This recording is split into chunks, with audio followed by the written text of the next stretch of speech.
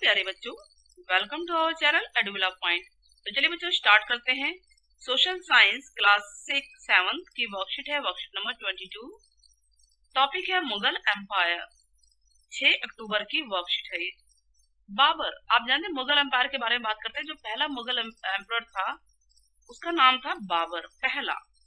1526 में ये एम्परर बना इंडिया में और 30 तक 4 साल तक रहा। सक्सीड किया इसने थ्रोन ऑफ परगना, परगना के सिंहासन को इसने कब्जे में लिया 1494 में, जब ये सिर्फ और सिर्फ 12 साल का था।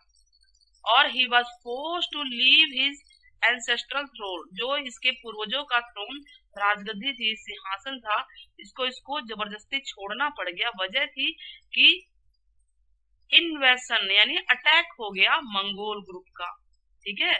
द उज्बेक्स जो थे उनका अटैक वहां पे इसको हो गया था, परगना में आक्रमण हो गया था, जिसकी वजह से उसको वहां से छोड़ के हटना पड़ा।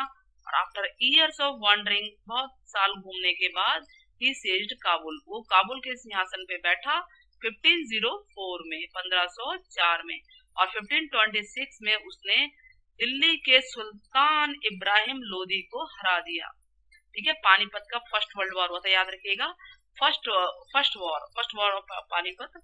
पानीपत की पहली लड़ाई कब हुई थी? 1526 में हुई थी, ध्यान रहेगा ना। पानीपत का फर्स्ट बैटल ऑफ पानीपत बोलते हैं, first battle of Panipat. Panipat की 3 लड़ाइयां हुई हैं, उसमें से पहली लड़ाई की बात करते हैं, 1526 में हुई थी। और वहां पर किसके किसके बीच में हुई थी बताइए? बाबर और इब्राहिम लोदी के बीच में। बाबर तो बाहर से अटैक करने वाला था, अब इब्राहिम लोदी यहीं का सुल्तान था, दिल्ली का ही। तो इस तरह से इसने दिल्ली और आगरा पे कैप्चर कर लिया। बाबर के बारे में कुछ खास बातें जानते हैं कि उसने इब्राहिम लोदी को 1526 में हराया, पानीपत में हराया, तो इसीलिए उसको पानीपत की लड़ाई कहते हैं, ठीक है। नाउ 1526 में इसने राणा सांगा को हराया था, राजपूत रूलर था वहां पे, और खनवा पे अपना कब्जा किया था, खनवा की लड़ाई बोलते हैं उसे। 1528 में लगातार लड़ाई लड़ी है, साल दर साल, आप देख सकते हैं। इसने राजपूत को चंदेरी के युद्ध में हराया था, राजपूतों को। और इस तरह से इसने आगरा और दिल्ली पर क्या कर लिया? इसने कब्जा कर लिया, अपना पूरा कंट्रोल कर लिया अपने मृत्यु से पहले। इसकी मृत्यु 1530 में हो गई थी। कुछ इंटरेस्टिंग फैक्ट है बाबर के बारे में। उसने किंगशिप की थ्योरी को ही बदल डाला और अडेप्ट किया टाइटल ऑफ एम्परर। मतलब पहले सुल्तान रखते थे ना, अब शासक की उपाधि रखने लगे, दिल्ली के एम्परर कहने लगे, तभी तो मुगल एम्परर बोलते हैं, मुगल शासक, नॉट सुल्तान। तो इसने पहली बार कैनन, तोप, गोलों का इंट्रोडक्शन किया था इंडिया में। उससे पहले नहीं था, इसलिए तो इंडिया के यहाँ के जो सुल्तान थे हारे थे, क्योंकि इनके पास तुगलुमा जो पद्धति है लड़ाई करने की थी, तुर्किश टेक्निक थी इनके पास, अलग टेक्निक थी, जिससे कि इतनी सी आर्मी जो है, इतनी बड़ी सेना के ऊपर अटैक करके उसको हरा देती है। He was well versed in Turkish, Turkish में वो बहुत अच्छे से निपुण था।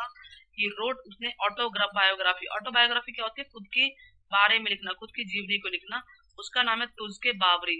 तुर्किश लैंग्वेज में इसने लिखा, अपनी जीवनी को खुद लिखा, और 1530 में इसकी मृत्यु हो गई। तो काफी इंपॉर्टेंट पॉइंट्स हैं इसके अंदर। नाउ क्वेश्चन के आंसर देखते हैं। Who was first Mughal emperor? तो बाबर था, हमने नाम लिख दिया है। और उनकी ऑटोबायोग्राफी के बारे में बताना है, नाम क्या है? तो उसके बाबरी। कोई भी एक सुल्तान का नाम बताना था, इसमें इब्राहिम लोदी भी नाम आया था, इसके अलावा कुतुबुद्दीन ऐबक भी आप बता सकते हैं, ठीक है।